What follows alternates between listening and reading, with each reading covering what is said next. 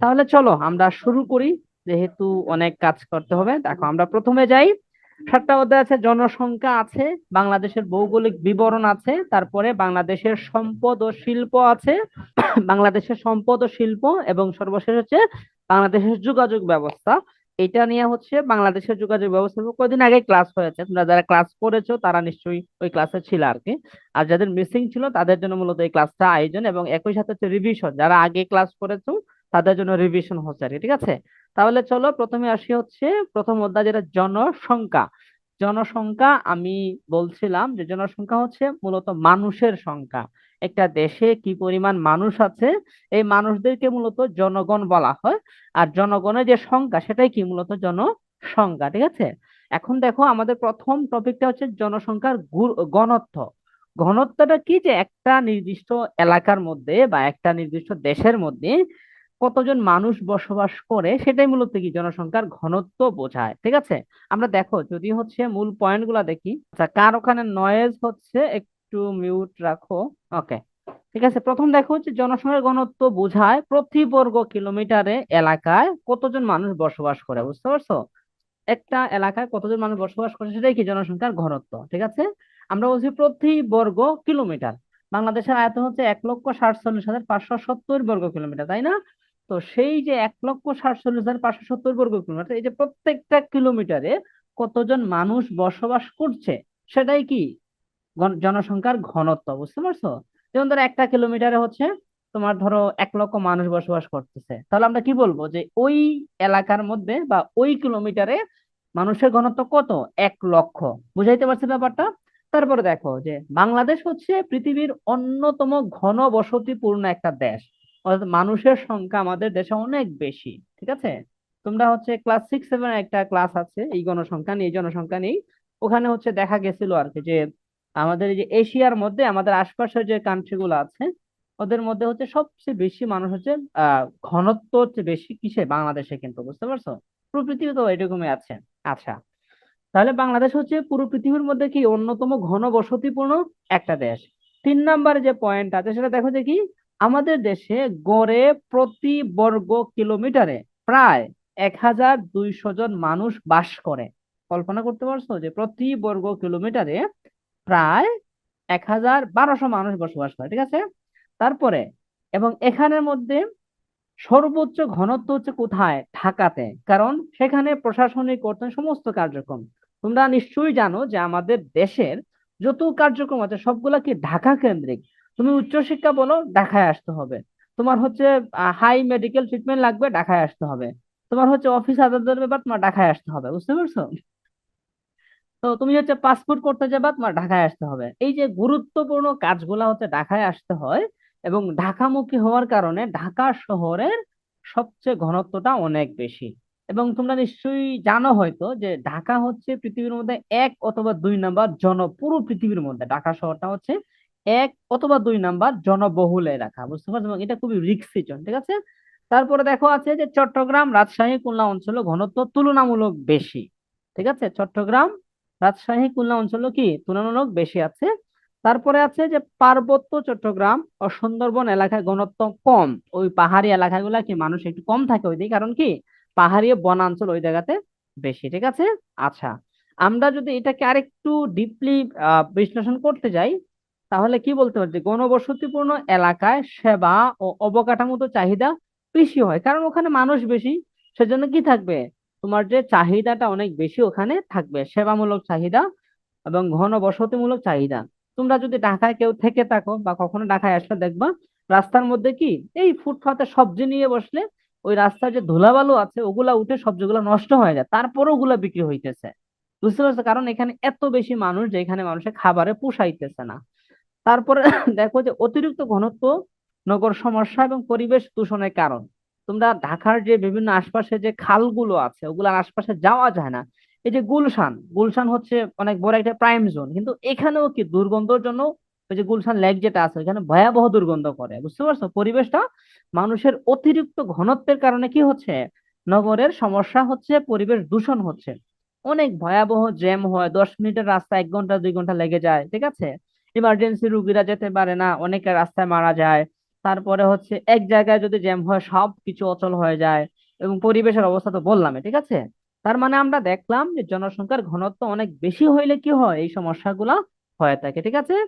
জনসংখ্যার ঘনত্ব কাকে বলে এবং জনসংখ্যা সংক্রান্ত যে তথ্যগুলো আমরা দিলাম, সবাই ক্লিয়ার?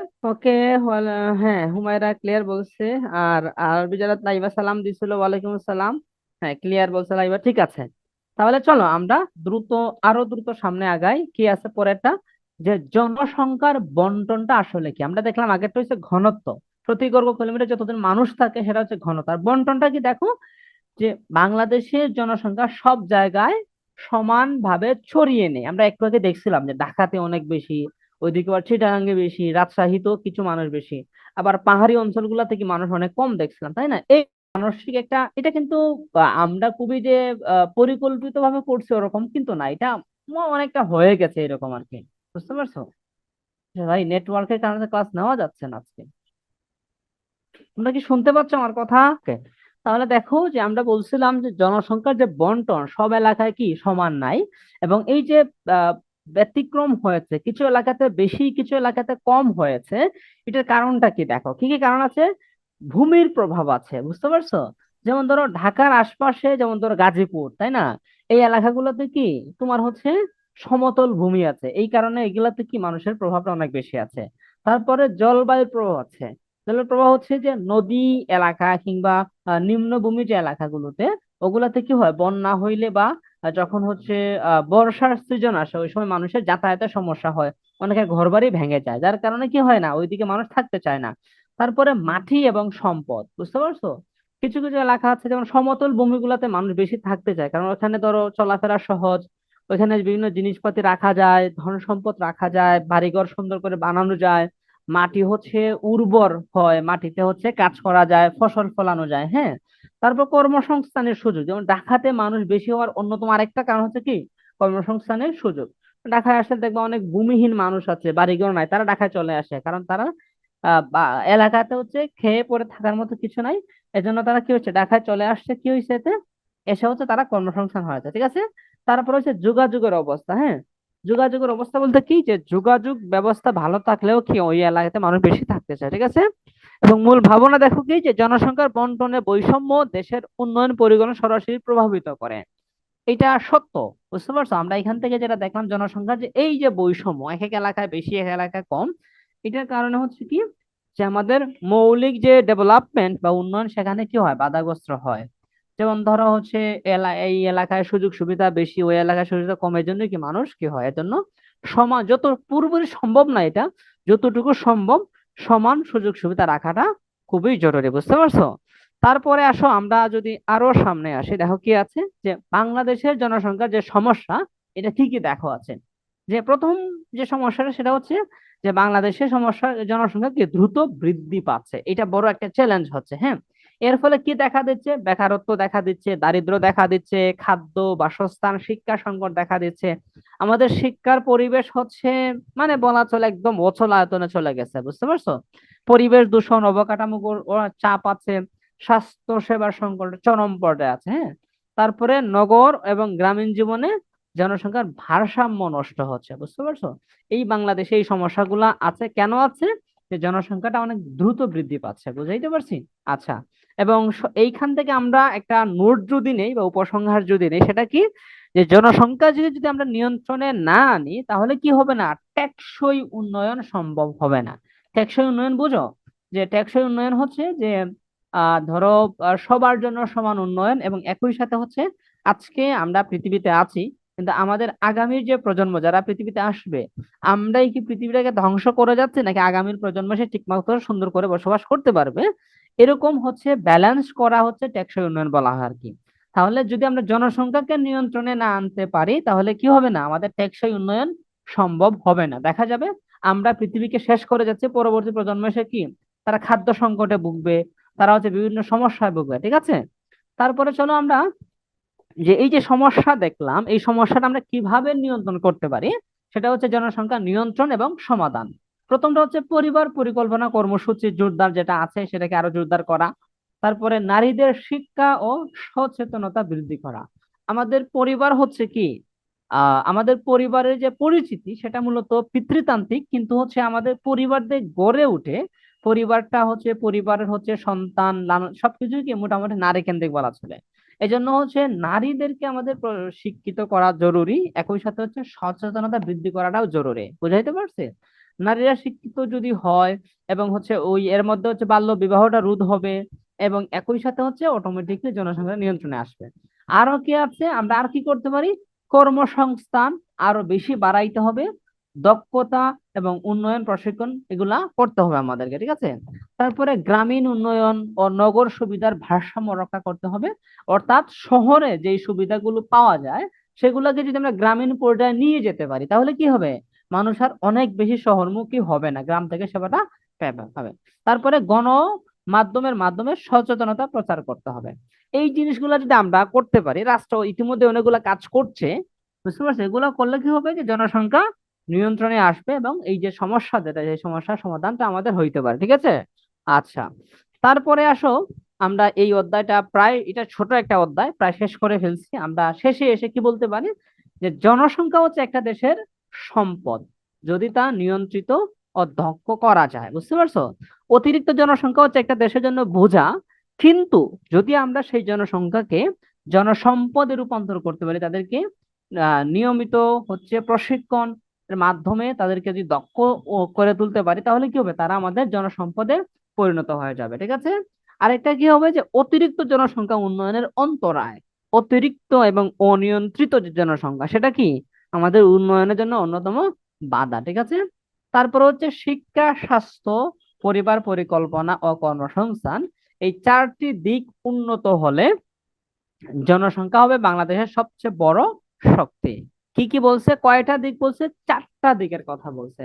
একটা হচ্ছে কি, শিক্ষা, স্বাস্থ্য, পরিবার পরিকল্পনা এবং কর্মসংস্থান। এটা হচ্ছে আমাদের যে অতিরিক্ত জনসংখ্যা, যেটা আমরা শুরুতে দেখছিলাম যে বাংলাদেশ হচ্ছে পৃথিবীর অন্যতম জনবহুল একটি দেশ, এখানে প্রচুর মানুষ আছে, ঠিক আছে?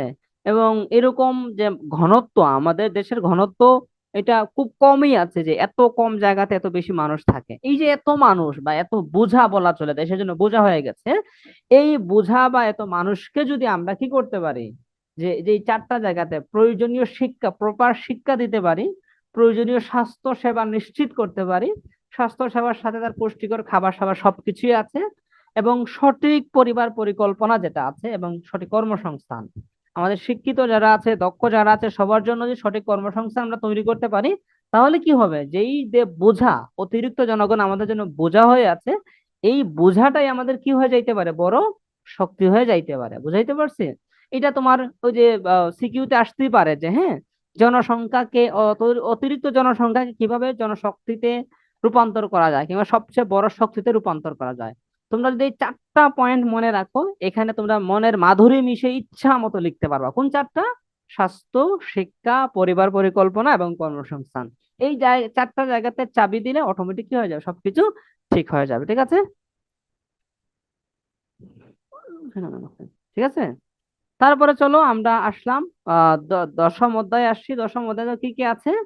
দশম অধ্যায়টা হচ্ছে বাংলাদেশের ভৌগোলিক বিবরণ আছে। এটাও আমি কয়দিন আগে ক্লাস নিয়েছি, আমার যতটুকু মনে পড়ে। আচ্ছা, এখানে কোন কোন মৌলিক বিষয়গুলো আছে দেখো, যে বাংলাদেশ হচ্ছে ভৌগোলিক অবস্থান তো বুঝো, যে আমাদের যে দেশ, এই দেশটা পৃথিবীর তো একটা বড় মানচিত্র আছে, তাই না? পুরো পৃথিবী যদি আমরা চিন্তা করি, তাহলে মানচিত্রের কোন অংশে আছে, সেটা কি উত্তর দিকে, দক্ষিণ দিকে আছে? বাংলাদেশের আশপাশে আসলে কারা আছে? বুঝতে পারছি? এই সংক্রান্ত বিষয়গুলো মূলত ভৌগোলিক বিবরণ বলা হয়, ঠিক আছে? তাহলে প্রথম কথা দেখো, যে বাংলাদেশ হচ্ছে দক্ষিণ এশিয়ার একটি স্বাধীন রাষ্ট্র। এশিয়া তো তোমরা চিনো, এশিয়ার মধ্যে দক্ষিণ এশিয়া আছে, হ্যাঁ। সেই দক্ষিণ এশিয়ার একটি স্বাধীন রাষ্ট্র হচ্ছে কি বাংলাদেশ। তারপরে আসো তুমি, যে আমাদের দেশের মধ্য দিয়ে কি একটা রেখা অতিক্রম করে, সেটা কি, যে কর্কট ক্রান্তি রেখা দেশের মধ্যভাগ দিয়ে কি করে গেছে, অতিক্রম করে গেছে। আরেকটা মূল পয়েন্ট দেখো, যে ভূপ্রকৃতি, নদী, জলবায়ু ও বঙ্গোপসাগর দেশের বৈচিত্র্য এনেছে। আমাদের দেশের, একটা দেশের মধ্যে এত বৈচিত্র্য পৃথিবীতে খুব কমই আছে, ঠিক আছে? এবং এগুলা নিয়েই কিন্তু আমাদের কবি সাহিত্যিক যারা আছে তারা অনেক কবিতা লিখেছে, যে আমাদের নদীও আছে, আমাদের আবার পাহাড়ও আছে, ঠিক আছে? আমাদের আবার হচ্ছে সমতল ভূমিও আছে, আমাদের দেশে হচ্ছে গরমও হয়, আমাদের দেশে শীতও হয়, ঠিক আছে, আমাদের দেশে রোদ বেশি, সবকিছুই হয়। এই যে বৈচিত্র্যময় একটি কি দেশ, এটা কি কারণে হয়েছে? যে ভূপ্রকৃতি, নদী, জলবায়ু এগুলোর কারণে আমাদের হয়েছে, এবং এখানে বঙ্গোপসাগরের বড় একটা ভূমিকা রেখেছে। ওকে, আচ্ছা, এখন আমরা আসলাম, এগুলো হচ্ছে আমাদের দেশের, যদি আমাদের ভৌগোলিক অবস্থা নিয়ে 2-3 পয়েন্টে বলতে চাও, তাহলে এই তিনটা পয়েন্ট এখানে বলতে পারো, ঠিক আছে। এখন আসো ভৌগোলিক অবস্থা নিয়ে আমরা কথা বলবো, যে বাংলাদেশের ভৌগোলিক অবস্থান কোথায়। প্রথমে আমরা বলছিলাম যে দক্ষিণ এশিয়ায় অবস্থিত, এবং এটার অক্ষাংশ কত? যে 20 ডিগ্রি 34 সেন্টিমিটার উত্তর থেকে 26 ডিগ্রি 38 উত্তর অক্ষে আছে, ঠিক আছে। আচ্ছা, তারপরে দেখো, এগুলা হচ্ছে আমাদের তত্ত্বগুলা মনে রাখতে হবে, বইতে অনেক ডিটেলসে দেওয়া, ওখান থেকে খুঁজে খুঁজে বের করা কঠিন হয়। এজন্য আমি এখানে মৌলিক পয়েন্টগুলো নিয়ে আসি, তোমরা একটু মনে রাখলে তোমাদের হয়ে যাবে, ঠিক আছে। আচ্ছা, দ্রাঘিমাংশ একটা আছে, সেটা কি? যে আমাদের দ্রাঘিমাংশটা হচ্ছে যে তোমার 88 88 ডিগ্রি 28 ডিগ্রি 01 ইঞ্চি পূর্ব থেকে কি 92 ডিগ্রি 41 ইঞ্চি পূর্ব দিকে দ্রাঘিমাংশটা আমাদের আছে, ঠিক আছে। তারপরে তুমি আসো যে কর্কটক্রান্তির রেখা যেটা, সেটা কি করছে? ঠিক মাঝখান দিয়ে কিন্তু গেছে। আচ্ছা, আহ আমরা যদি অবস্থান যদি এক কথায় বলি, তাহলে কি বলবো? যে আমাদের বাংলাদেশ হচ্ছে দক্ষিণ এশিয়ায় অবস্থান করতেছে, ঠিক আছে। এটা হচ্ছে এক কথায় উত্তরটা দিতে পারো। আয়তনে যদি আসো, যে বাংলাদেশের আয়তনে তোমরা মোটামুটি সবাই জানো যে 1,47,570 বর্গ কিলোমিটার, ঠিক আছে। আচ্ছা, এবং হচ্ছে আমাদের ছিটমহল বিনিময় একটা আছে, সেটা কি হয়েছিল? যে ছিটমহল বিনিময় 2015 সালে হয়েছিল। আচ্ছা, সেটা কত একর জায়গা ছিল? যে 10,041 একর জায়গা নিয়ে কি আমাদের ছিটমহল একটা বিনিময়, চুক্তির মতো আর কি, এটা হয়েছিল কত সালে? 2015 সালে। তারপরে আসো, তুমি হচ্ছে, হ্যাঁ, টেরিটোরিয়াল সমুদ্র সীমা 12 নটিক্যাল মাইল। তোমরা কি কেউ এইটার অর্থ জানো? টেরিটোরিয়াল সমুদ্র সীমা মানেটা কি? 12 নটিক্যাল মাইল, হ্যাঁ, আচ্ছা, নটিক্যাল মাইল আর কি। আমরা হচ্ছে যখন রাস্তার মাপি তখন কি বলি? কিলোমিটার বলি, কিন্তু যখন আমরা সমুদ্র মাপি তখন কি বলি? নটিক্যাল মাইল বলি, ঠিক আছে। আর টেরিটোরিয়ালটা মূলত কার সাথে? সমুদ্রের সাথে বা নদীর সাথে যায়, ঠিক আছে। তারপরে আসো, যে অর্থনৈতিক অঞ্চল আমাদের কয়টা আছে, কত জায়গা জুড়ে আছে? যে 200 নটিক্যাল মাইল জুড়ে কি আমাদের অর্থনৈতিক অঞ্চল আছে। ওকে, তারপরে আসো, যে মহীসোপান হচ্ছে কত? মহীসোপান কত করবেন দেখো, যে মহীসোপান হচ্ছে উপকূল থেকে 350 নটিক্যাল মাইল পর্যন্ত হচ্ছে মহীসোপান আমাদের আছে। ওকে, আচ্ছা, সীমা এবং প্রতিবেশী দেশ, অর্থাৎ এই যে আমরা দেখলাম যে বাংলাদেশ হচ্ছে 1,47,570 বর্গ কিলোমিটার আছে, এই কিলোমিটারের আশপাশে আমাদের যে বর্ডার আছে, বর্ডারের আশপাশে কারা আছে সেটা আমরা এখান থেকে দেখবো। কারা আছে দেখো, যে ভারত। সহজ কথা হয়েছে, ভারত সব দিকেই আছে। তারপর আমরা দেখি যে উত্তর আছে ভারত। ভারতের কোন কোন রাজ্য উত্তরে আছে? পশ্চিমবঙ্গ এবং মেঘালয় এবং আসাম, এই তিনটা ভারতের তিনটা রাজ্য কি আমাদের উত্তর দিকে আছে। সহজ কথা, যে আমাদের উত্তরে ভারত আছে, এবং ভারতের স্পেসিফিক তিনটা রাজ্য এখানে আছে। তারপরে তুমি পূর্বে আসো, পূর্ব ভারত আছে, ওখানেও চারটা রাজ্য আছে। কি কি? ত্রিপুরা, মিজোরাম, আসাম এবং মিয়ানমার তো আলাদা করে আছে, মিয়ানমার তো আলাদা একটা দেশ আর কি, ঠিক আছে। তাহলে পূর্ব দিকে আমাদের দুইটা দেশ আছে, একটা হচ্ছে ভারত আছে, ভারতের কিছু অংশ আছে, আবার মিয়ানমারের কিছু অংশ পূর্ব দিকে আছে, ঠিক আছে। দক্ষিণ দিকে আসে শুধু বঙ্গোপসাগর, ঠিক আছে। তুমি তারপরে পশ্চিমে আছে আবার ভারত, এবং ভারতের পশ্চিমবঙ্গ আছে, ঠিক আছে। তুমি বইতে দেখবা অনেক ডিটেলসে দেওয়া, ওগুলো মনে রাখা অনেক টাফ। তুমি এই যে এখানে ব্র্যাকেটে দেওয়া আছে যে আমাদের উত্তরে পশ্চিমবঙ্গ, মেঘালয়, আসাম আছে, পশ্চিমে কি আছে? ভারতের পশ্চিমবঙ্গ আছে, দক্ষিণে বঙ্গোপসাগর আছে। এগুলো তুমি সহজে এইভাবে মনে রাখতে পারবা, ঠিক আছে। আচ্ছা, এবং আমাদের যে সীমারেখা, হ্যাঁ, আমরা ভিতরের আয়তন বলতেছি না, সীমারেখা, এই যে বর্ডার যেটা, এটার আয়তন কত? যে 411,711 কিলোমিটার। মোট সীমারেখা 4,711 কিলোমিটার। এই পয়েন্ট গুলো তোমরা এইভাবেই মনে রেখে দিও আর কি, হ্যাঁ। এখান থেকে সবকিছু মনে রাখতে হবে, কিন্তু পুরা বই থেকে তো সবকিছু মনে রাখার না, যেগুলো না রাখলে সেগুলো আমি এখানে তোমাদের জন্য নিয়ে আসি। ওকে, তারপরে আসো, যে ভূপ্রকৃতি, আমরা শুরুতে বলছিলাম যে বাংলাদেশের পরিবেশ, এই যে বৈচিত্র্যময় পরিবেশ, সেখানে হচ্ছে এই ভূপ্রকৃতির একটা অবদান অনেক গুরুত্বপূর্ণ ভাবে ওখানে আছে। কি কি ভূপ্রকৃতি দেখো, যে আমাদের ভূপ্রকৃতি তিন ক্যাটাগরিতে আছে বা তিনটি শ্রেণীতে আছে, ভূপ্রকৃতি তিন শ্রেণীর আছে। কি, প্রথমটা হচ্ছে টারশিয়ারি যুগের পাহাড় সমূহ। ঠিক আছে।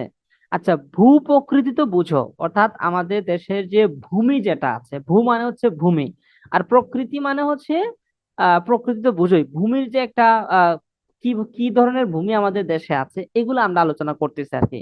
কিংবা বিভিন্ন সময় যে ভূমি, নদী, খাল, বিল এগুলাতে একটু পরিবর্তন আসছে, এই বিষয়গুলো আমরা দেখবো। তিন প্রকারের আছে। প্রথমটা হচ্ছে টারশিয়ারি যুগের পাহাড় সমূহ। দুই নম্বরে আছে প্লাইস্টোসিন কালের পাহাড় সোপান। তারপরে আছে তিন নাম্বার আছে কি সাম্প্রতিক কালের প্লাবন ভূমি। ঠিক আছে। আচ্ছা, সাম্প্রতিক কালের প্লাবন ভূমি যেটা, এটা মোটামুটি আমরা বুঝবো, কিন্তু বাকি যেগুলো আছে এগুলো একটু কঠিন আছে, একটু ভালো করে মনোযোগ দিয়ে দেখো। টারশিয়ারি যুগের পাহাড়গুলো কোনগুলো দেখো, যে ওই যে হিমালয়। আচ্ছা, এটা কি,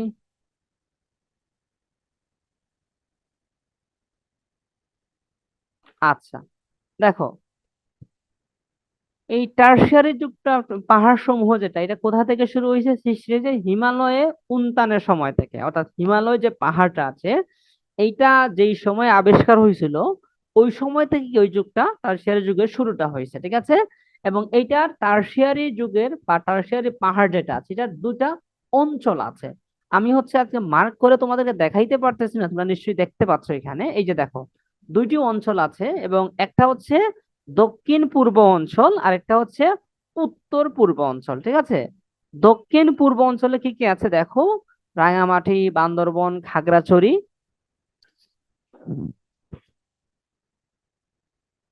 এবং চট্টগ্রাম। ঠিক আছে। এগুলা দক্ষিণ পূর্ব অঞ্চলে আছে।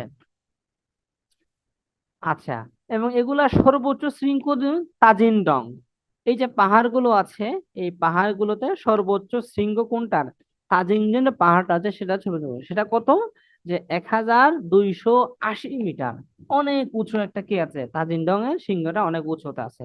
উত্তর এবং উত্তর পূর্ব অঞ্চলে কি কি আছে দেখো, সিলেট, ময়মনসিংহ এবং মৌলভীবাজার। হ্যাঁ, এখানে হচ্ছে বেশ কিছু পাহাড়গুলো আছে, এগুলা কি ওই টারশিয়ারি যুগের পাহাড়গুলো আছে। তাহলে আমরা টারশিয়ারি যুগের হিসাবটা যদি করি, যেই সময় হচ্ছে হিমালয় যুগটা শুরু, হিমালয় পাহাড় শুরু হয়েছিল, ওখান থেকে শুরু হয়েছে আমাদের টারশিয়ারি যুগের পাহাড় সমূহের। এবং ওই পাহাড়টাকে আমরা দুইটা ক্যাটাগরি করতে পারি, দক্ষিণ পূর্বাঞ্চল, যেটা হচ্ছে চট্টগ্রাম সাইটে যেগুলো আছে, রাঙ্গামাটি, খাগড়াছড়ি, বান্দরবন, চট্টগ্রাম এই আশপাশটা। এবং উত্তর এবং দক্ষিণে কি আছে, উত্তর এবং উত্তর পূর্বাঞ্চলে কি আছে, সিলেট, ময়মনসিংহ, মৌলভীবাজার, এই জিনিসগুলা বা এইখানকার যে পাহাড়গুলো আছে সেখানে আছে। ঠিক আছে।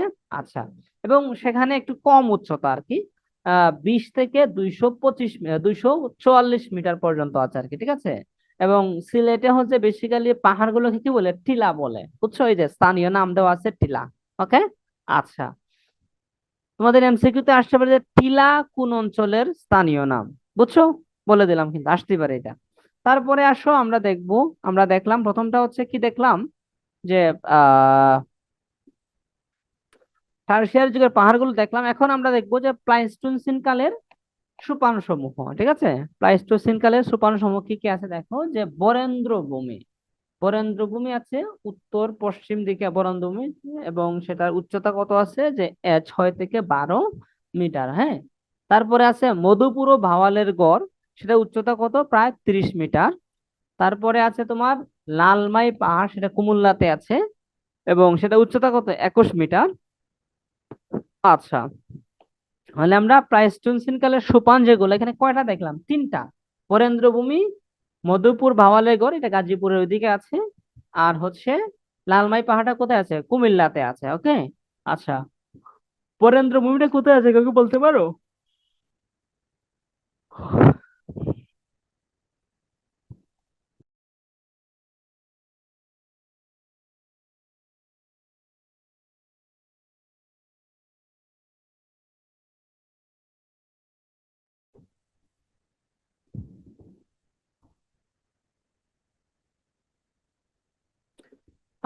লেকচার শিট এটা দিব না হুমারা, ওয়েবসাইটে যেটা দিব ওটা হচ্ছে অনেকগুলো প্রশ্ন যাবে আর কি এখান থেকে। আর এইটা, এই স্লাইডটা হচ্ছে আমি পিডিএফ করে তোমাদের হোয়াটসঅ্যাপ গ্রুপে দিয়ে দিব না, ওখান থেকে তোমরা দেখে নিও। ঠিক আছে। এটা ওয়েবসাইটে পাবো, এটা হোয়াটসঅ্যাপ গ্রুপে পাবো। আর ওয়েবসাইটে যেটা পাবো, এখানে অনেকগুলো প্রশ্ন থাকবে, এরকম একটা লেকচার শিট দেবো আর কি। ঠিক আছে। চলো তাহলে আমরা আরো সামনে আগাই।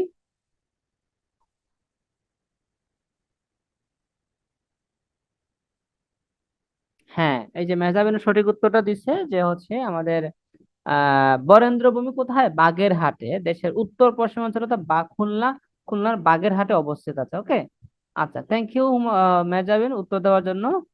ওকে, উত্তর পশ্চিমে কেউ বলছে। ওকে, ঠিক আছে। চলো তাহলে আমরা সাম্প্রতিকে চলে আসছি। সাম্প্রতিক প্লাবনভূমি কোনগুলা দেখো। এগুলা হচ্ছে মূলত আমাদের পরিচিত যেখান থেকে শুরু হয়েছে আর কি। হ্যাঁ, এবং সেটার আয়তন কত? যে 1,24,200 কত 66 বর্গ কিলোমিটার, অর্থাৎ আমাদের বাংলাদেশে যে পুরো এলাকা যেটা আছে ওইটার কাছাকাছি বলা চলে আর কি। হ্যাঁ, এটা পরবর্তী একটু একটু করে হচ্ছে কভার হয়েছে। যেমন আমরা প্রথমে দেখছিলাম ওই যে একটা কি চুক্তি যেন হয়েছে, ছিটমহল চুক্তি, ওখান থেকে কি আমরা প্রায় 10,000 কিলোমিটার মতো জায়গা আমরা এরকম পাইছিলাম আর কি। তো এরকম হচ্ছে আমাদের দেশের আয়তন পরবর্তী বাড়তে বাড়তে একটা জায়গাতে আসছে। কিন্তু প্লাবনভূমির সাম্প্রতিক প্লাবনভূমি কত ছিল? 1,24,266 বর্গ কিলোমিটার। ওকে, ওকে, চলো তাহলে আমরা আরো সামনে যাই, দেখি কি আছে। মনে হচ্ছে যে আমাদের বাংলাদেশের মাটিগুলো কি, বা ওই প্লাবনভূমি যেটা, এটার মাটিগুলো খুবই উর্বর হয় এবং পলি মাটি হয় আর কি, পলিবাহিত মাটি যেটাকে বলে। এবং আবার এখানে বিলও আছে, হাওরও আছে, জলাভূমিও আছে। ওকে, আচ্ছা, কৃষির জন্য সবচেয়ে উপযোগী অঞ্চল। তোমরা নিশ্চয়ই জানো যে কৃষি, আমাদের যে মূল জিডিপি যেটা আছে ওখানে কৃষির অবদান সবচেয়ে বেশি। এটা কারণটা কি, যে আমাদের দেশে হচ্ছে কৃষির জন্য অত্যন্ত উপযোগী খাল, বিল, হাওর যা যা আছে, পলিমাটি, এগুলা মিলাই কি হয়, এখানে সবচেয়ে বেশি কৃষি কাজ করা যায় বা কৃষি উৎপাদন করা যায়। ঠিক আছে।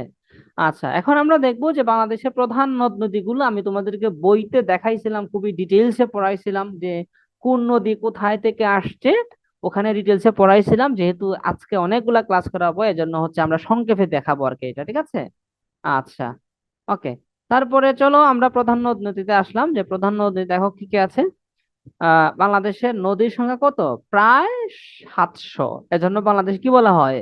নদী মাতৃক দেশ কিন্তু বলা হয়। হ্যাঁ, আচ্ছা, প্রধান নদী কোনগুলো দেখো, যে পদ্মা আছে, হ্যাঁ, তারপরে হচ্ছে ব্রহ্মপুত্র আছে, যমুনা আছে, মেঘনা আছে, হ্যাঁ, কর্ণফুলী আছে। এগুলো হচ্ছে বাংলাদেশের প্রধান নদী। ঠিক আছে। এবং পদ্মা হচ্ছে ওই যে গঙ্গা, দেখো ব্যাগেটে দেওয়া আছে যে পদ্মা হচ্ছে গঙ্গা থেকে কিন্তু এখানে আসছে না। ঠিক আছে। তারপর দেখো যে নদীর সময় সংক্ষিপ্ত বর্ণনা যদি আমরা দেখি, যে পদ্মা, এখানে আমরা দেখবো। ওকে মেহজাবিন, থ্যাংক ইউ। চলো তাহলে পদ্মার উৎপত্তি কোথায় দেখো আছে, যে ভারতের গঙ্গার যে ধারাবাহিকতা আছে সেটা হয়ে যে আমাদের যে ওই যে ওইদিকে আছে আর কি, দৌলতদিয়া যেটা আছে ওটার সঙ্গে এসে কি যমুনার সঙ্গে মিলিত হয়েছে। ঠিক আছে। পদ্মাটা ভারতের ওখান থেকে মূলত আসছে। ওকে, তারপরে দেখো কোথা থেকে বাকিটা কোনটা কি আছে, যে ব্রহ্মপুত্র, এটা কোথা থেকে আসছে, যে মানস সরোবর থেকে উৎপন্ন হয়েছে এবং কুড়িগ্রাম দিয়ে বাংলাদেশে প্রবেশ করছে। ওকে, তারপরে আমরা যাব হচ্ছে যমুনা। যমুনাটা কোথা থেকে আসছে? ব্রহ্মপুত্রের একটা শাখা, এবং পদ্মার সঙ্গে মিলিত হয়ে পদ্মা নামে কি হয়েছে, প্রভাবিত হয়েছে। তার মানে এই যমুনার সাথে কি আরো দুটি নদীর সম্পর্ক কিন্তু এখানে আছে। কোনটা? যে যমুনা হচ্ছে যে ব্রহ্মপুত্রের একটা শাখা, এবং কি হয়েছে, যে পদ্মার সঙ্গে মিলিত হয়ে পদ্মা নামে প্রবাহিত হয়েছে কিন্তু। ঠিক আছে। আচ্ছা, তারপরে তুমি যাও মেঘনা, সেটা কোথায়, যে সুরমা এবং কুশিয়ারার মিলিত ধারা চাঁদপুরে পদ্মার সঙ্গে এসে মিলিত হয়েছে। অর্থাৎ এটা হচ্ছে দেশের উত্তর পূর্ব দিকে আর কি। অর্থাৎ সুরমা হচ্ছে তোমার সিলেটে, আর কুশিয়ারা হচ্ছে হবিগঞ্জে। ঠিক আছে। তাহলে ওই জায়গা থেকে এই কাছাকাছি চাঁদপুরে আসছে, আইসা কি হয়েছে, তোমার পদ্মার সাথে আবার মিলিত হয়ে গেছে। ওকে, তারপরে আমরা যাব কর্ণফুলী। কর্ণফুলীটা কোথা দেখো, যে লুসাই যে পাহাড় আছে ওখান থেকে উৎপন্ন হয়েছে, হয়ে কি হয়েছে, কাপ্তাই আহ বাঁধে বিদ্যুৎ উৎপন্ন হয়েছে। ওকে, আচ্ছা,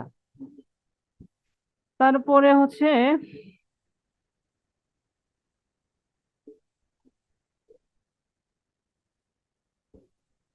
আচ্ছা, তারপরে আমরা আসবো নদীগুলো। আমরা দেখলাম প্রধান নদীগুলো দেখলাম, এই চারটা পাঁচটা নদী ছিল, কয়টা, চারটা নাকি পাঁচটা নদী আছিল ওখানে, পদ্মা, মেঘনা, যমুনা, ব্রহ্মপুত্র, কর্ণফুলী, এগুলো দেখলাম। এগুলা সংক্ষিপ্ত বর্ণনা, কোথায় থেকে আসছে, কোথায় যায় মিশে, ঠিক আছে, একটার ভিতরে আরেকটা কেমনে গেছে এগুলো সবকিছু আমরা এখান থেকে সহজে দেখলাম। ওকে, আচ্ছা, এখন আমরা দেখো নদী এবং জলাশয় ভরাটের এই যে কারণগুলো হচ্ছে বা সমস্যাগুলো, এগুলো আমরা দেখবো।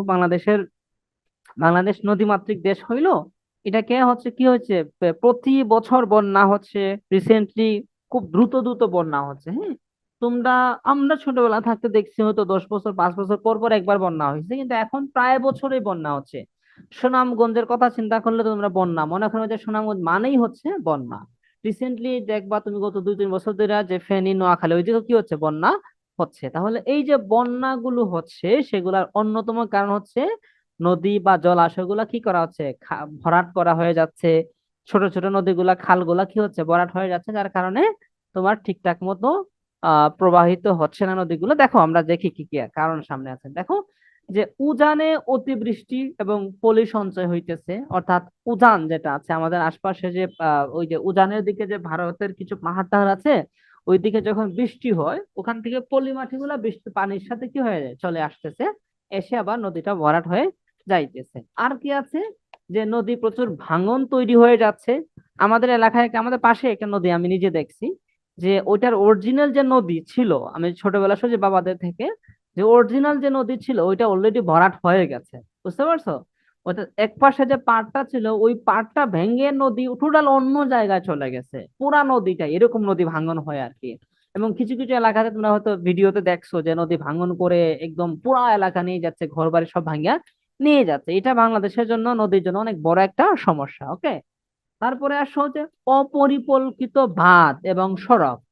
উপরে যে দুইটা দেখলাম এগুলো হচ্ছে প্রাকৃতিক, কিন্তু মানব সৃষ্ট কিছু সমস্যা আছে, সেগুলো কি অপরিকল্পিত বাঁধ এবং সড়ক করা হয়েছে। হ্যাঁ, যার যেটা মন চাই সে সেটাই করতেছে, যার পাওয়ার আছে সেটাই।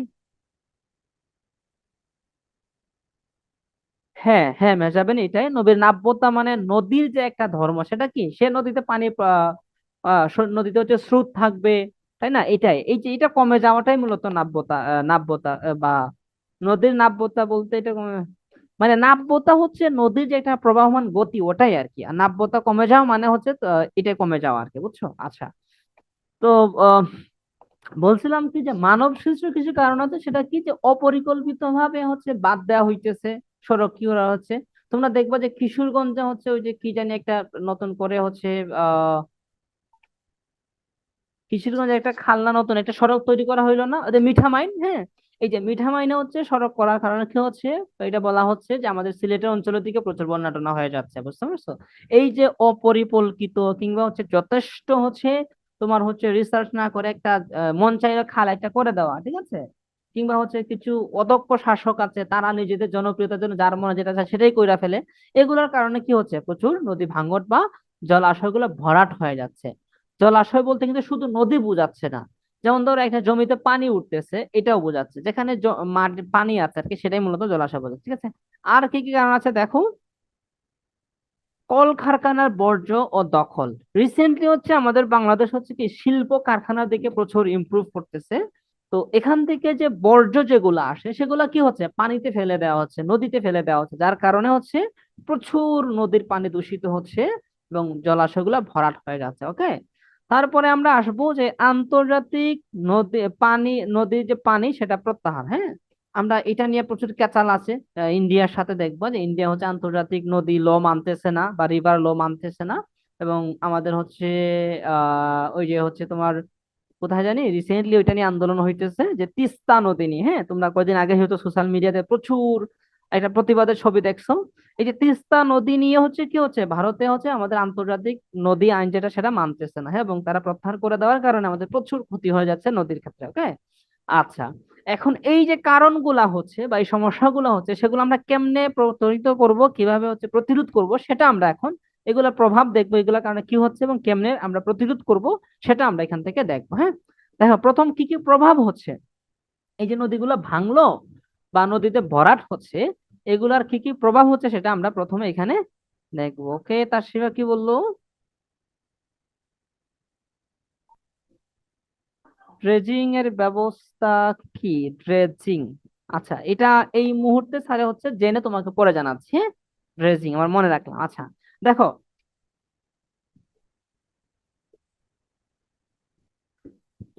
এই যে নদীগুলো ভাঙলো বা জলাশয় ভরাট হয়ে গেল, এটা প্রভাবগুলো প্রথমে আমরা দেখো যে কি কি প্রভাব দেখো আছে। প্রথম প্রভাব হচ্ছে যে বন্যা এবং নাব্যতা হ্রাস পাওয়া। প্রথমত প্রচুর বন্যা হয় এবং নাব্যতা, আমাদের নদীর যে একটা স্বাভাবিক গতি আছে, বুঝতে পারছো? এবং আমি অনেক অনেক জায়গাতে এরকম শুনেছি, এবং এই জায়গা থেকে না, এটা একটা একটা সূত্র আছে, বুঝতে পারছো? যারা হচ্ছে ভূতত্ত্ববিদ যারা, তাদের এরকম একটা সূত্র আছে যে নদী প্রকৃতিগত ভাবে যে নদীটা হয়েছে, যে দিকে স্রোত গিয়েছে, তুমি যদি হচ্ছে ওইটাকে বাদ দিয়ে কিংবা হচ্ছে নতুন করে খাল খনন করে ওইটা স্রোত অন্যদিকে নিতে চাও, ওইটা কিন্তু সে যেতে চায় না, বুঝতে পারছো?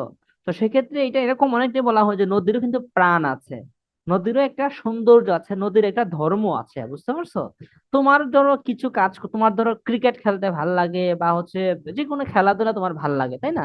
এই যে তোমার নিজস্ব একটা নেচার আছে, নিজস্ব একটা তোমার বৈশিষ্ট্য আছে, নদীরও সেরকম একটা কি বৈশিষ্ট্য কিন্তু আছে।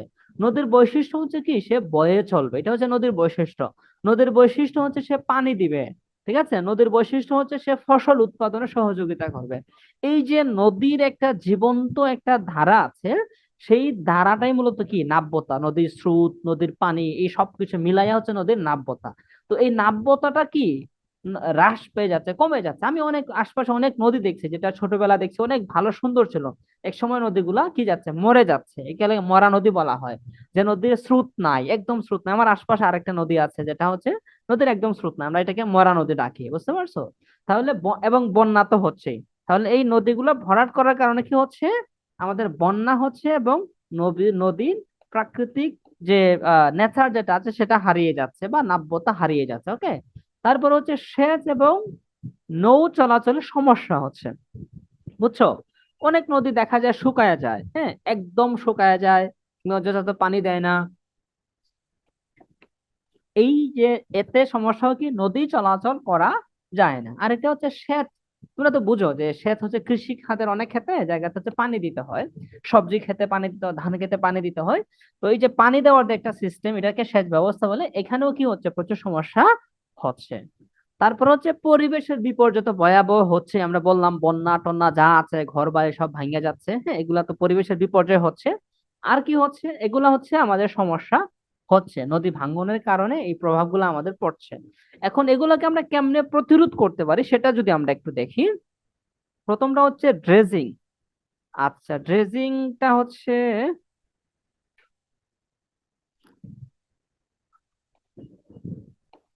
ইতিহাসের হচ্ছে আগামী সপ্তাহে দুই একটা ক্লাস হইতে পারে, শিওর না আর কি এখনো, বুঝতে পারছো? যদি তোমাদের স্পেসিফিক কোনো টপিকে বা অধ্যায় সমস্যা থাকে তাহলে স্যারকে জানাইও, তার সমাধান করে দিব না, কিন্তু হচ্ছে আগামী সপ্তাহের মঙ্গলবারের পরে জানাইও, বুঝছো? মঙ্গলবারের পরে একটু জানাইও যে কোনো যদি ক্লাস হয়তো হবে, যদি না হয় কোনো অধ্যায়ে তোমাদের কোনো স্পেসিফিক কোনো বাকি থাকে সেটা বলে দিও, আমি সলভ করে দেওয়ার ট্রাই করবো, ঠিক আছে? আচ্ছা, তার ড্রেজিং করতে পারি, ড্রেজিং মনে হচ্ছে খনন করা হইতে পারে, হ্যাঁ। তারপরে অপদখল উচ্ছেদ, আমাদের হচ্ছে রাজনীতি হচ্ছে অনেক বড় সমস্যা। রাজনীতি, চাঁদাবাজি, টেন্ডারবাজি, যে যেখানে পারে ওখানে দখল করে। তা আমাদের নদী গোয়া খালগুলো কি হচ্ছে, দখল হয়ে যাচ্ছে অনেক জায়গাতে, দেখো দখল করে বালু উত্তোলন করতেছে, দখল করে মাছ চাষ করতেছে। এই সমস্যাগুলোতে হচ্ছে এই যে অপদখল কি করতে হবে, আমাদেরকে উচ্ছেদ করতে হবে, হ্যাঁ। আচ্ছা, তারপরে আছে, দেখো কি আছে, যে ট্রিটমেন্ট প্ল্যান স্থাপন করা। ট্রিটমেন্ট প্ল্যান হচ্ছে হইতে পারে যে তোমার হচ্ছে যখন যে সমস্যাগুলা হয়, ইনস্ট্যান্ট রেসপন্স করা আর কি। ট্রিটমেন্ট তো বুঝোই, মানে হচ্ছে সেবা প্রদান করা, প্ল্যান স্থাপন করা।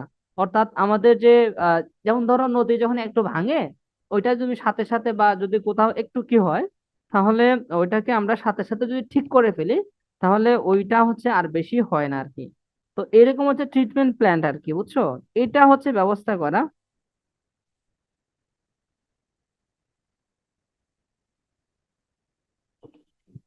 আর কি আছে দেখো, যে আন্তর্জাতিক পানির যে ন্যায্যতা, সেটা আমাদের কি করতে হবে? নিশ্চিত করতে হবে, হ্যাঁ।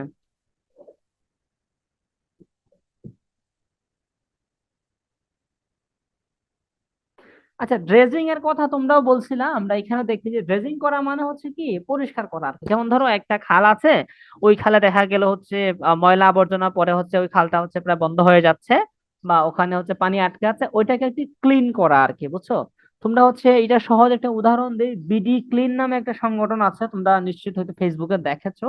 ওরা দেখো বিভিন্ন জায়গাতে যায় কি করে, নদী পরিষ্কার করে, পরিচ্ছন্ন করে, এবং একটা ভয়ঙ্কর নোংরা জায়গা ওটা অনেক সুন্দর করে ক্লিন করে তারা ওইটা দিয়ে কি করে পানি চলাচল করা, এরকম অনেক কাজগুলো তারা করে। এগুলো মূলত কি ড্রেজিং করা। ড্রেজিং তোমরা বুঝো, যেমন ধরো ওই যে কারো হাত কেটে গেলে ডাক্তারে হচ্ছে ওষুধ লাগানোর আগে দেখবা যে তোমার ডেটল আরো কি কি দিয়ে কি করে ড্রেজিং করে, এইটাই আর কি মূলত মানে ক্লিন করা। ড্রেজিং মানে হচ্ছে ক্লিন করা আর কি। নদী ড্রেজিং মানে হচ্ছে নদীতে যে আবর্জনা বা যে খালগুলা ভরাট হয়ে যায় সেগুলোকে ড্রেজিং করা, ঠিক আছে।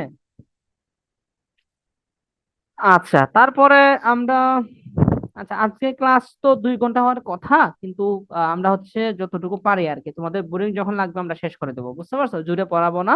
দেখো আমরা আরেকটু যাই, মেহজাবিনকে উত্তরটা দিলাম, তারপরে আসো আমরা এগুলা দেখলাম যে নদীতে আমাদের কি কি সমস্যা হচ্ছে, সেটার কারণে কি কি প্রভাব পড়তেছে, এবং আমরা কিভাবে সেটা রোধ করতে পারি সেটা কিন্তু আমরা এখানে দেখলাম, বুঝতে পারছো। ব্যক্তি পর্যায়ে যদি আমি তোমাদেরকে আলাদা করে একটা কথা বলি, সেটা হচ্ছে যে আমরা যখন কোথাও চিপস খাই সেটা যেন রাস্তায় না ফেলে দেই, বুঝতে পারছো। নদীতে না ফেলাই কিংবা মাটিতে না ফেলাই, তুমি নির্দিষ্ট জায়গাতে সেটা পালাবা। বা যে কোনো যে জিনিসপত্রগুলো আমরা ব্যবহৃত ব্যবহৃত জিনিসপত্রগুলো ফেলে দিই না, এগুলো হচ্ছে আমরা যেন তেন কোথাও ফালবো না। তুমি হয়তো তোমার বাড়ির পাশে ফালাচ্ছ, কিন্তু এইটা হচ্ছে কোনো না কোনো নদীতে যায়া হচ্ছে ওখানে ক্ষতি করতেছে, কোনো না কোনো খালে যাচ্ছে, কোনো না কোনো জমিতে যাচ্ছে। বিশেষ করে পলিথিন টাইপের যে জিনিসগুলো এগুলো তো ফালানোই যাবে না, পলিথিন প্লাস্টিক এগুলো কখনোই কি রাস্তাঘাটে ফালানো যাবে না, বুঝতে পারছো। এগুলা কখনো ধ্বংস হয় না, এগুলা মাটির নিচে থাকলেও আস্থা থেকে যায়, মাটির উর্বরতা নষ্ট করে আমাদের খাল ঠাল ভরাট করে ফেলা। এগুলো হচ্ছে ব্যক্তি পর্যায়ে কাজ আর কি, ঠিক আছে। এগুলো তোমরা সবাই করবা, আমি তোমাদেরকে রিকোয়েস্ট করি। তারপরে চলো আমরা জলবায়ুর বৈশিষ্ট্যটা দেখি। বাংলাদেশের খুবই ব্যতিক্রমী জলবায়ু আছে, হ্যাঁ। শীতের দিনেও দেখা যায় বৃষ্টি হয়, গরমের দিনে দেখা যায় শীত হয়, অনেক উল্টাপাল্টা কাজ কাম হয়। দেখো যে আমাদের প্রথম কথা হচ্ছে যে এই যে কর্কট, একটা কর্কট ক্রান্তি রেখার কথা আমরা বলছিলাম যে ঠিক বাংলাদেশের মাঝখান দিয়ে অতিক্রম করছে, যার কারণে কি হয়েছে যে ক্রান্তীয় জলবায়ু হয়েছে, বুঝতে পারছো। আচ্ছা, মৌসুমী প্রভাব যুক্ত জলবায়ু আছে। মৌসুমী আমাদের বাংলাদেশের হচ্ছে কয়টি মৌসুম আছে বা কয়টি ঋতু আছে না, ওই যে ঋতু ভিত্তিক হচ্ছে আমাদের জলবায়ুটা আছে, যদিও এটা চেঞ্জ হয়ে যাচ্ছে। আমরা ছোটবেলায় পড়ছি বাংলাদেশের 6 ঋতু আছে, 6 ঋতু দেশগুলা ঘুরে ফিরে 2-3 ঋতুতে এসেই মানে কি হয়ে যাচ্ছে, ফিক্সড হয়ে যাচ্ছে, কিন্তু পরিবর্তনটা খুব দ্রুত হচ্ছে। তারপরে দেখো যে বার্ষিক গড় তাপমাত্রা সেটা হচ্ছে 26 ডিগ্রি সেলসিয়াস। এটা হচ্ছে এভারেজ আর কি, মাঝে মধ্যে তো 36-40-এর কাছাকাছি চলে যায় আর কি, হ্যাঁ। আবার হচ্ছে শীতের দিনে হচ্ছে আমি বোধহয় একবার দেখছিলাম 4 না 6 নামে চলে আসছিল আর কি, মনে হয়েছিল বিদেশ বিদেশ চলে আসে এরকম মনে হইতেছিল আর কি, ঠিক আছে। আচ্ছা, তো এভারেজ হচ্ছে কত, মোটামুটি হচ্ছে 26 ডিগ্রি সেলসিয়াস। ওকে, তারপরে হচ্ছে গড় বৃষ্টিপাত কত, 203 সেন্টিমিটার, ঠিক আছে। আচ্ছা, এটা হচ্ছে আমাদের জলবায়ুর বিষয়গুলো। ঋতুভিত্তিক জলবায়ুর ক্ষেত্রে দেখো যে গ্রীষ্মকাল আমরা ওই বইটা পড়ছিলাম যে মে থেকে মার্চ মাস, হ্যাঁ। মে থেকে মার্চ মাসে কি হয় যে সর্বোচ্চ তাপমাত্রা থাকে তখন অনেক গরম থাকে, 38 ডিগ্রি পর্যন্ত যায়। ওকে, তারপরে দেখো কাল বৈশাখী জ্বর, 38 না, এটা 34 ডিগ্রি পর্যন্ত যায়। কাল বৈশাখী জ্বর হয়, হ্যাঁ, ভয়ঙ্কর কাল বৈশাখী জ্বর হয়, আমি একবার পড়ছিলাম জ্বরের কবলে। হ্যাঁ, তারপরে হচ্ছে বৃষ্টিপাত হয় প্রচুর, প্রায় 20%-এর মতো। হ্যাঁ, তারপরে হচ্ছে বর্ষাকাল। আচ্ছা, আমরা প্রথমটা দেখলাম হচ্ছে গ্রীষ্মকাল মে থেকে মার্চ পর্যন্ত। 2 নম্বরটা হচ্ছে আমাদের বর্ষাকাল, সেটা কখন, জুন থেকে অক্টোবর পর্যন্ত। আচ্ছা, তোমরা বলো তো আজকের যে দিনটা সেটা কি বর্ষাকালে নাকি গ্রীষ্মকালে, বলো তো। আজকের যে আমাদের দিন সেটা বর্ষাকালে নাকি গ্রীষ্মকালে?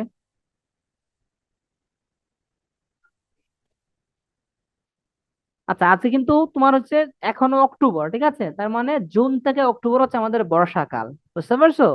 তো আমরা হচ্ছে বৃষ্টি এখনো টুকটাক হচ্ছে, তো 2-1 দিনের মধ্যে কি এই বর্ষাকালটা শেষ হয়ে যাবে, ঠিক আছে। ওকে, থ্যাংক ইউ তাশরিফা। তারপরে চলো যে বর্ষাকালে দেখো কি হচ্ছে যে সর্বাধিক বৃষ্টিপাত হয়, আমরা দেখছি গত রেগুলার বৃষ্টি হয়েছে, প্রায় 80%-এর মতো বৃষ্টি হয়। ওকে, আচ্ছা, দক্ষিণ পশ্চিমী মৌসুমী বায়ু হয়। তারপরে হচ্ছে, অর্থাৎ দক্ষিণ পশ্চিমী মানে কি, দক্ষিণ থেকে শুরু হয়ে পশ্চিম দিকে যায় আর কি, এরকম বাতাস প্রবাহিত হয় আর কি, বুঝছো। তারপরে হচ্ছে শীতকাল, সামনেই শীতকাল আসতেছে, অর্থাৎ কালকে হচ্ছে 31 তারিখ, তারপরে কিন্তু নভেম্বর, বুঝছো। তো নভেম্বর হচ্ছে, নভেম্বর থেকে ফেব্রুয়ারি, এটা হচ্ছে আমাদের দেশের শীতকাল। নভেম্বর থেকে শীত পড়া শুরু হবে, একটু একটু করে বাড়তে থাকবে, ফেব্রুয়ারির দিকে যাই আবার ধীরে ধীরে গরম আসা শুরু হয়ে যাবে, ঠিক আছে। আচ্ছা, ফেব্রুয়ারি থেকে শীতকালে কি হয় দেখো, তাপমাত্রা কমে আসে। তোমার হচ্ছে 16 থেকে 11 থেকে 29 ডিগ্রির মধ্যে, আরো কম। বাস্তবে রিয়েলিটিতে বইয়ের সূত্র, বইয়ের তত্ত্ব, কিন্তু বাস্তবে আরো অনেক কম হয়, বুঝছো। আচ্ছা, বৃষ্টিপাত খুবই কম হয়, নাই বললেই চলে, ঠিক আছে। আচ্ছা, তাহলে আমরা হচ্ছে মৌসুম ভিত্তিক, ঋতু ভিত্তিক জলবায়ুগুলো এখানে দেখলাম। এখন আমরা দেখবো কি, মৌসুমী বায়ুর ভূমিকাগুলো আমরা দেখবো, ঠিক আছে। আচ্ছা, কি হয় যে দক্ষিণ পশ্চিম বায়ু বৃষ্টি আনে। তারপরে কি হয় যে উত্তর পূর্বে মৌসুমী বায়ু এবং শীতকাল নিয়ে আসে। তারপরে বৃষ্টিপাতের তারতম্য জলবায়ু বৈচিত্র্য তৈরি করে। তারপরে মোটামুটি এই অধ্যায় আমাদের শেষ। সারসংক্ষেপ গুলো আমরা এখানে আলোচনা করছি, যে কি কি আলোচনা করি দেখো, ভৌগোলিক অবস্থান, নদী এবং সচেতন পরিবেশ, এই বিষয়গুলো নিয়ে আমরা আলোচনা করছি পুরা অধ্যায়, ঠিক আছে। আমরা লাস্ট অধ্যায়ে আসি, এই অধ্যায়টা শেষ করেই হচ্ছে আমরা হয়তো শেষ করে দিব। তোমরা সবাই হচ্ছে লিভ নিয়ে নিলে, তার কারণ কি, মাত্র 3 জন আছে এখন, হুমায়রা আছে, অনুজ আর তাশরিফা আছে। আচ্ছা, ওকে। হ্যাঁ, বৃষ্টি হচ্ছে। আহ ঢাকাতেও টুকটাক বৃষ্টি হচ্ছে দেখছি, ঠিক আছে। বৃষ্টি হচ্ছে, এখনো বৃষ্টির সময় রয়ে গেছে আর কি, বুঝছো। আর কালকে তো 31 তারিখ, মানে অক্টোবর শেষ হয়ে যাবে। তার মানে যেই সাথে সাথে বৃষ্টি বন্ধ এরকম না, আর একটু হয়তো যাবে আর কি, সপ্তাহ দিন, ঠিক আছে। চলো আমরা হচ্ছে এখন 12 নম্বর অধ্যায়ে আসছি, বাংলাদেশের যোগাযোগ ব্যবস্থা এবং বাণিজ্য। এটা কয়দিন আগেই মাত্র ক্লাস নিয়েছি আমার যতটুকু মনে আছে, ঠিক আছে। দেখো, বাংলাদেশের এই বিষয়গুলো আমরা আলোচনা করব। শুরুতে আসে যোগাযোগ ব্যবস্থা মূলত কি, যে এক স্থান থেকে অন্য স্থানে মানুষ ও পণ্য পরিবহনের মাধ্যমে হচ্ছে মূলত যোগাযোগ ব্যবস্থা। তারপরে যোগাযোগ প্রকারভেদ আছে, স্থলপথ এবং আরেকটা কি, জলপথ। ওকে, জলপথ এবং স্থলপথ। আমরা আরেকটা হচ্ছে আকাশপথ। 3 ভাবে যোগাযোগ বা যাতায়াত করা যায়, জল, স্থল এবং আকাশ, এর বাইরে কিন্তু করা যায় না, ঠিক আছে। আচ্ছা, আজকে পড়ানো হবে না। তার শিবা সপ্তমটা আজকে পড়ানো হবে না, নেক্সট উইকে ইনশাল্লাহ পড়ানো ট্রাই করবো আর কি, বুঝছেন। নেক্সট উইকে যেগুলো বাকি থাকবে ওগুলো আমরা সবগুলা শেষ করে দেবো ইনশাল্লাহ, ঠিক আছে। আচ্ছা, তাহলে দেখো যে স্থলপথটা কি, যে সড়ক পথ এবং রেলপথ, এগুলো হচ্ছে মূলত স্থলপথ। স্থলপথ মানে কি, মাটির উপর দিয়ে যে রাস্তাটা আছে আর কি। আর জলপথটা হচ্ছে কি, পানির উপর দিয়ে, যেটা নৌকা, হ্যাঁ, নৌপথ, সমুদ্রপথ, এগুলো আর কি। আর আকাশপথ তো বুঝোই, ঠিক আছে। আচ্ছা, সড়ক পথের যে ব্যাপারগুলো আছে দেখো, এখানে কি কি আছে, যে সড়ক পথের গুরুত্ব অনেক বেশি আছে। কি, দ্রুত যোগাযোগ সম্ভব হয়, কৃষি পণ্য বাজার ব্যবস্থার উন্নতি হয়। ভৌগোলিক প্রভাব আছে, যে সমতল ভূমির মজবুত মৃত্তিকা, এগুলোর কারণে কি হয়, আমাদের সড়ক পথ তৈরি হয়। হ্যাঁ, তারপরে হচ্ছে প্রতিকূল, যেখান দিয়ে আসলে সড়ক পথ নেওয়া যায় না, সেটা কোনটা, পাহাড়ি এলাকা। আবার নিম্নভূমি, যেখানে নদীপূর্ণ অঞ্চল দিয়ে কি সড়ক পথটা নেওয়া কঠিন হয়, ঠিক আছে। আচ্ছা, প্রধান কয়েকটা রুট আছে, ঢাকা চট্টগ্রাম, ঢাকা রাজশাহী, ঢাকা রংপুর, ঢাকা খুলনা, ঢাকা বরিশাল। না, ঢাকার সাথে বেশ কিছু তোমার কি আছে, আরো কয়েকটা রুট কিন্তু আছে, ওকে। আচ্ছা, গুরুত্বপূর্ণ কিছু তথ্য দেখো তোমরা, এই যে একটা টেবিলে দেখতে পাচ্ছি, যে আমাদের যে জাতীয় মহাসড়ক, সেটা হচ্ছে 2019 সাল অনুযায়ী আর কি, হ্যাঁ, 2019 সালের তথ্য অনুযায়ী কত আছে, যে মহাসড়কের দৈর্ঘ্য হচ্ছে কত, যে 3,906 কিলোমিটার, ওকে। আচ্ছা, আর আঞ্চলিক মহাসড়ক যেটা, সেটা কত, 4,483 কিলোমিটার। এবং জেলা সড়ক যেগুলা, সেগুলো কত, 13,213, 207 কিলোমিটার, ওকে। আচ্ছা, এখন আমরা রেলপথে আসলাম। আচ্ছা, রেলপথে এসে দেখো কি কি আছে, যে রেল হচ্ছে ভারী জিনিসপত্র নেওয়ার জন্য সুবিধা হয়, কৃষি পণ্য, এবং এখানে শ্রমিক যাতায়াত করতে পারে, বা শ্রমিক বা নিম্ন আয়ের যে মানুষগুলো তারা ইজিলি যাতায়াত করে, কারণ রেল হচ্ছে খুব কম টাকা দিয়ে যাতায়াত করা যায়। আচ্ছা, তারপরে দেখো যে রেলপথের কয়েকটা ধরন আছে, একটা হচ্ছে ব্রড গেজ, পশ্চিমাঞ্চলে চলে, আর একটা হচ্ছে মিটার গেজ, পূর্বাঞ্চলে চলে, আর একটা হচ্ছে কি ডুয়েল গেজ, হ্যাঁ, যমুনা সেতু অঞ্চল দিয়ে চলতে থাকে, ঠিক আছে।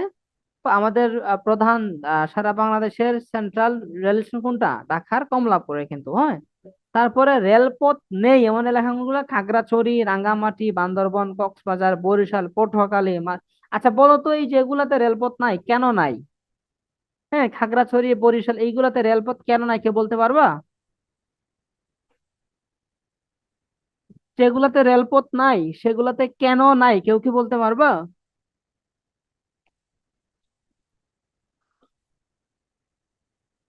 আচ্ছা, আমরা একটু আগে দেখছিলাম যে অনুকূল যেগুলা, হ্যাঁ, অনুকূল মানে প্রতিকূল, যে যেই এলাকা দিয়ে তোমার হচ্ছে কি করা যায় না, ট্রেন চলাচল করা যায় না, সেগুলো কোনগুলো আছে না, পাহাড়ি অঞ্চল অথবা নদী ভিত্তিক অঞ্চল, বুঝতে পারছো? তো যেগুলোতে আমাদের রেল নেই সেগুলো কি রাঙামাটি পাহাড়, বান্দরবন, খাগড়াছড়ি, এগুলো কি কক্সবাজার, কক্সবাজার পাহাড় না, এগুলো কি পাহাড়, কক্সবাজার, বরিশাল, পটুয়াখালী, এগুলো কি তোমার ভূমি ভিত্তিক বা একদম সমুদ্র কেন্দ্রিক এলাকা, এই কারণে কি এগুলাতে তোমার কিন্তু কি নাই। কক্সবাজার তো আছে, আহ কক্সবাজার রেল, এটা বলে আসছে, কক্সবাজার রেল লাইন কিন্তু আছে। আচ্ছা, ঠিক আছে। আচ্ছা, তারপরে নৌপথের কথা দেখো, নৌপথ বাংলাদেশ নদীমাতৃক দেশ, যার কারণে নৌপথের অভ্যন্তরীণ কিলোমিটার দেখো কত থেকে আমাদের অভ্যন্তরীণ অর্থাৎ দেশের ভিতরে যে নৌপথ আছে সেটা পরিমাণ কত, 8,400 কিলোমিটার। সারা বছর নৌ চলাচল যোগ্য হচ্ছে 5,400 কিলোমিটার। আর শুধুমাত্র বর্ষাকালে, যেহেতু আমাদের দেশে কিছু সময়ে পানি থাকে না, পানি শুকায় যায়, ওই সময় কি নৌ চলাচল করে না। তো সারা বছর নৌ চলাচল করতে পারে এরকম এরিয়া হচ্ছে 5,400 কিলোমিটার। আর শুধু বর্ষাকালে চলে, হ্যাঁ, কিলোমিটার, সেটা হচ্ছে 3,000 কিলোমিটার। এখন যদি আমি তোমাদেরকে প্রশ্ন করি, তাহলে বর্ষাকাল ছাড়া অর্থাৎ শীতকাল কিংবা হচ্ছে গ্রীষ্মকাল, যে আমাদের হচ্ছে নৌ চলাচল বন্ধ থাকে, সেটার এরিয়া কতটুকু কেউ বলতে পারবা?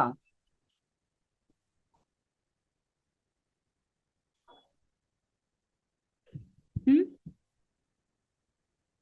শুধুমাত্র বর্ষাকালে কি হয় আমাদের 3,000 কিলোমিটার, 3,000 কিলোমিটারে নদী চলাচল করতে পারে। কিন্তু আবার বর্ষাকাল ছাড়া অন্য সময়ে নদী চলাচল বন্ধ থাকে, সেটাও কি 3,000 কিলোমিটার, ঠিক আছে। আচ্ছা, তারপরে চলো হচ্ছে আমরা আরো সামনে যাই, সেটা হচ্ছে সমুদ্রপথ। হ্যাঁ, সমুদ্রপথ, বাংলাদেশের 3টি মোটামুটি সমুদ্র বন্দর আছে। কোনটা? চট্টগ্রাম সবচেয়ে বড়, মংলা এবং পায়রা এগুলো ছোট। গুরুত্ব আছে কি, এগুলো গুরুত্ব অনেক আছে। যে আন্তর্জাতিক বাণিজ্য যেটা হয় সেটা কি, এই 80% রপ্তানি এবং 85% আমদানি চট্টগ্রাম বন্দর দিয়া হয়, এই জন্য এটা সবচেয়ে বড়, কিন্তু বুঝতে পারছো?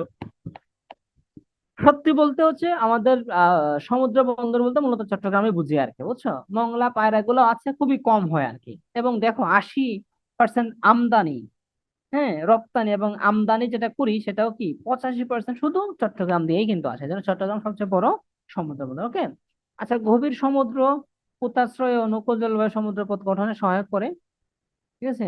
আকাশপথের কথা দেখো, এয়ারওয়েজ কি কি আছে, বা প্রধান আন্তর্জাতিক বিমানবন্দর আছে, শাহজালাল আন্তর্জাতিক বিমানবন্দর, ঠিক আছে।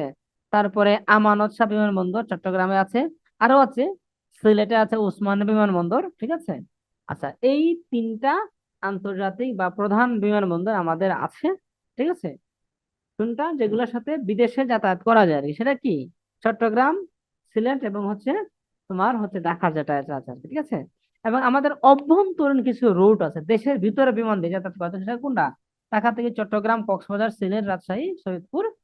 অর্থাৎ তোমার হচ্ছে যে ছোট যে প্লেন গুলো, এগুলো দিয়ে কি বাংলাদেশের মোটামুটি সব জায়গায় যাওয়া যায় আর কি, ঠিক আছে। আচ্ছা, এটা গুরুত্ব হচ্ছে যে আমরা দ্রুত যাইতে পারি। হ্যাঁ। আচ্ছা, বাণিজ্যের ক্ষেত্রে আসো। বাণিজ্যের প্রথমত হচ্ছে সংজ্ঞাটা কি, যে প্রয়োজন মেটানোর জন্য পণ্য ক্রয় বিক্রয় করাটাই মূলত কি বাণিজ্য, বুঝতে পারছো? দুই ধরনের বাণিজ্য আছে। অভ্যন্তরীণ বাণিজ্য, দেশের ভিতরে আমাদের বাংলাদেশের যে কোনো এলাকায় যে বাণিজ্যটা হয় সেটা কি অভ্যন্তরীণ বাণিজ্য। আর এটা হচ্ছে আন্তর্জাতিক বাণিজ্য কিংবা বৈদেশিক বাণিজ্য, সেটা কি দেশের বাহিরে, বুঝছো? দেখো, অভ্যন্তরীণ বাণিজ্যের ক্ষেত্রে হাট বাজারের ব্যাপারগুলো আসছে। হ্যাঁ, উদাহরণ আছে গ্রাম থেকে কাঁচামাল শহরে নিয়ে শিল্প কারখানায় বিক্রি করা, অর্থাৎ দেশের ভিতরে এক জায়গা থেকে আরেক জায়গায় বিক্রি করাটাই কি মূলত অভ্যন্তরীণ বাণিজ্য, ঠিক আছে। আচ্ছা, অভ্যন্তরীণ বাণিজ্য সহজ হয় যখন তোমার যাতায়াত ব্যবস্থা সহজ হবে, এই বিষয়গুলো কি দ্রুত করা যায়, ঠিক আছে। বৈদেশিক বাণিজ্যের ক্ষেত্রে দেখো আসো, আমরা বৈদেশিক বাণিজ্য করে 2015-16 যে অর্থ বছর, সেখানে রপ্তানি করছি কত বিলিয়ন ডলারে, দেখো মিলিয়ন ডলারে, যে 34,257 মিলিয়ন ডলারের কি করছি রপ্তানি করছে, মানে আমরা অন্য দেশে পাঠাইছি, বুঝছো? আমদানি করছি অন্য দেশ থেকে নিয়ে আসছি কত মিলিয়নের, আমদানি করছি 2015-16 সালে আর কি, সেটা বলছে 43,122 মিলিয়ন ডলারের, বুঝছো? এবং এটা কিন্তু বাড়তেছে, আমাদের আমদানি ও রপ্তানি দুইটাই বাড়তেছে। আমরা 2017-18 সালে আসছি এসে কত, আগে করছিলাম 34,000, এখন করছি 36,668 মিলিয়ন ডলার, বুঝছো? আর আমদানি করছি কত, ওইটাও বাড়ছে, আগে ছিল 53, এখন আমরা কত করছি 17 সালের দিকে কথা বলতেছি, কত বলছি যে 58,865 মিলিয়ন ডলার আমরা আমদানি করছি, ঠিক আছে। তো এই যে আমরা আমদানি এবং রপ্তানি, এটাই কি মূলত আন্তর্জাতিক বাণিজ্য বা বৈদেশিক বাণিজ্য। ওকে, আচ্ছা।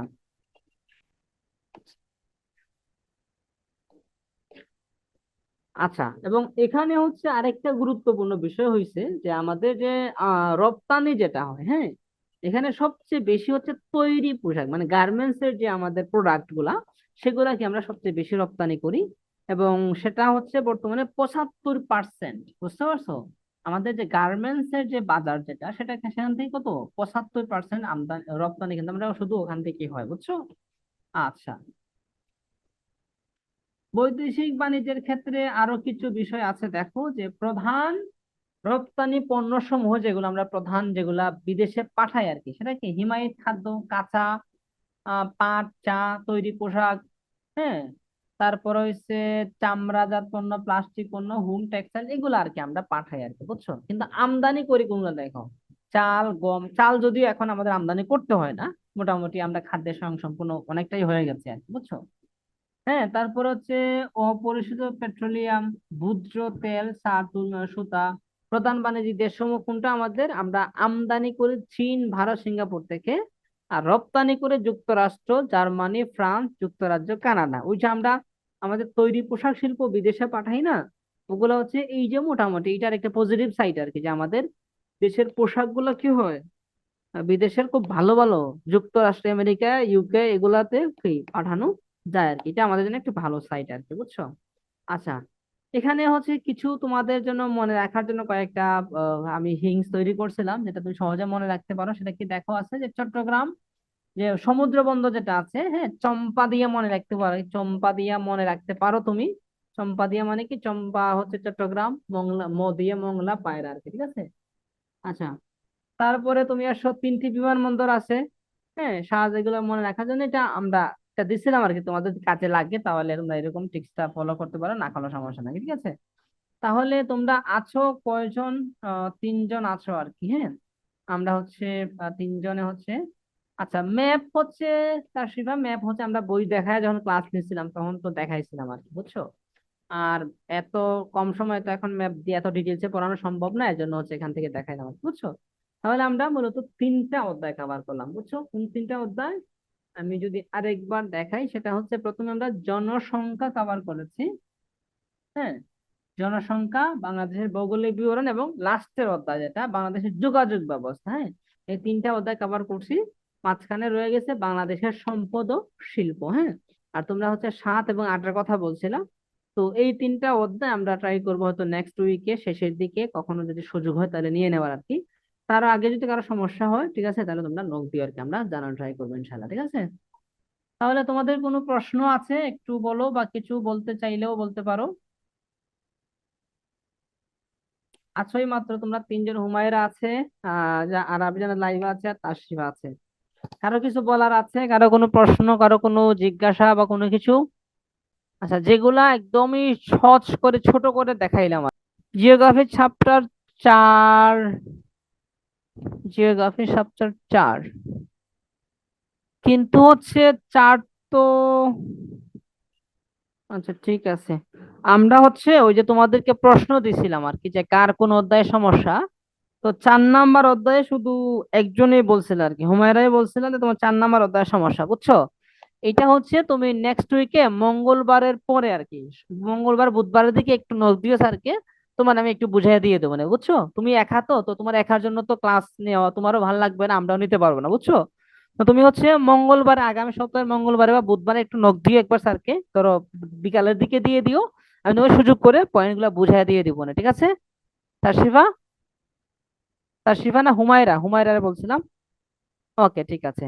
আচ্ছা, তাশরিফা বলছিলা রেলপথটা, রেলপথটা আবার একটু দেখাবো, ঠিক আছে, আমি রেলপথ তাহলে আরেকবার দেখাচ্ছি। আমি ওই স্লাইডটা তোমাদের গ্রুপে দিয়ে দেবো না, পিডিএফ করে, বুঝছো? তারপরে দেখাচ্ছি আমি রেলপথটা। এই যে দেখো রেলপথটা, এটা চাইলে একটা স্ক্রিনশট নিয়ে নাও, আমি গ্রুপে দিয়ে দিব না, হ্যাঁ, এই যে পুরাটাই আছে, স্ক্রিনশট এটা নিয়ে নাও। আর আমি পুরাটাই গ্রুপে দিয়ে দেবো না, ঠিক আছে? ওকে, ঠিক আছে, তাহলে আজকে এখানেই আমরা শেষ করলাম।